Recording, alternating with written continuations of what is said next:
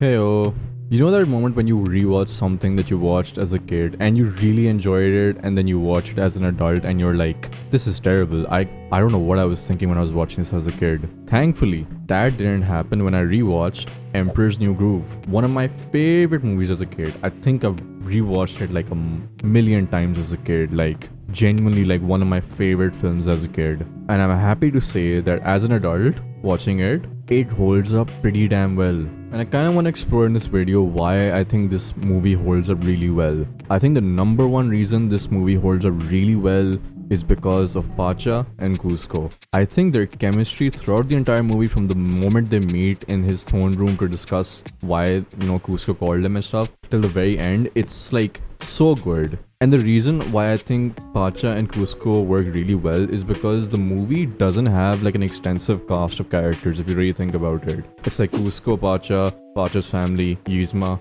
and Kronk. That's literally it. Like, it's literally limited to like the main characters, and there's no like, secondary characters popping up near the end of the movie and stuff like that. And because of that, most of the screen time is held by Pacha and Cusco, right? And for that reason, you have such iconic moments and scenes in this movie, like the waterfall scene when they fall off the waterfall. The restaurant scene is so good. Like, I loved it. Like, as a kid, when he like dresses up as a woman and everything, and then Yzma and Kronk show up, that entire scene still holds up really well. And like when they go to Pacha's house and everything, it all adds up really, really well. Like the scene at the bridge, it's like all the moments that you remembered as a kid are as good as you remembered, and it just holds up really well. The humor, the writing, everything doesn't seem like something that's like, geared towards a kid, but it feels like something that an adult could watch and like laugh at, which is really nice because a lot of the things that you watch as a kid don't age that well when you grow up and like you watch it again.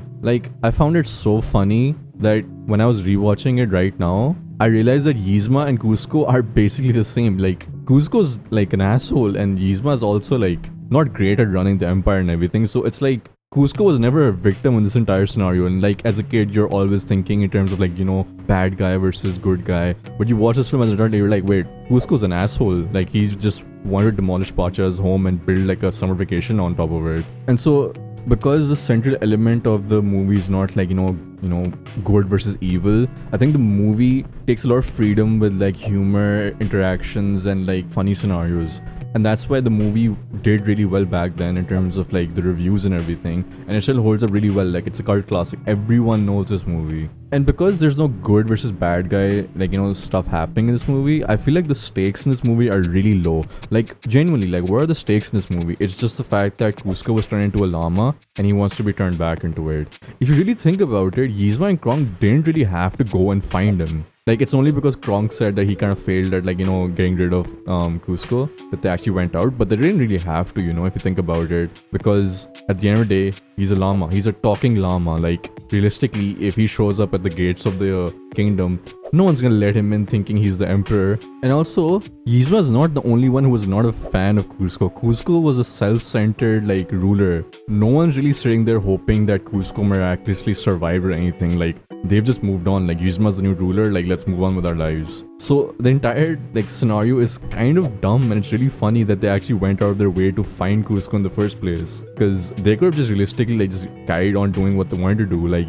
and I am so glad to inform you that Kronk is still so good in this film. Like, every scene that involves Kronk, it's just 10 out of 10. I love the scene when he like, sort of kidnaps Cusco in the bag and he like runs out of the like throne room and everything. That entire scene is so funny. Like, the Mission Impossible sounds he makes, and he skips and like he stops when someone sees him. It's so well done, and it holds up so well. And I feel like one thing that I also have to give credit to is the fact that the voice acting in this movie is so damn good. Like, it holds up so well. And I think the three people who are the best examples of that are David Spade as Cusco, Patrick Warburton as Kronk, and John Goodman as Pacha. Like, these three alone make the movie. And the movie has a lot of heart to it, but I do like the fact that it's not the central focus, if that makes sense. Like, I feel like a lot of Disney movies, well, the old ones at least, even right now actually, I would say, like, I think they're kind of very focused on like, delivering a message or something like that. I feel like this movie does it in a subtle way. Like, Cusco never really has a moment where he realizes he's a self-centered, like, emperor who only thinks about himself. And there's never really a moment where Cusco really feels bad about, Pacha's house being demolished and stuff like that. Like, sure, at the end, when he's back to being the emperor and everything, he realizes that he should not do this. But I like the fact that the movie does not spend time on, like, developing these, like, emotional moments and everything. And they're more focused on making a movie that's funny, that's engaging. And you kind of just realize that the characters are sort of like in their minds filling in the blanks. Like, Cusco realizes that he's always thought about himself. So I like the fact that, this movie sticks to its strengths, which are like voice acting, funny situations, funny scenarios, and just delivers a movie that holds up really well to this very day. Thanks for watching. Like and subscribe. It's free for you, but it's priceless for me. Go check out my music and go drink some coffee.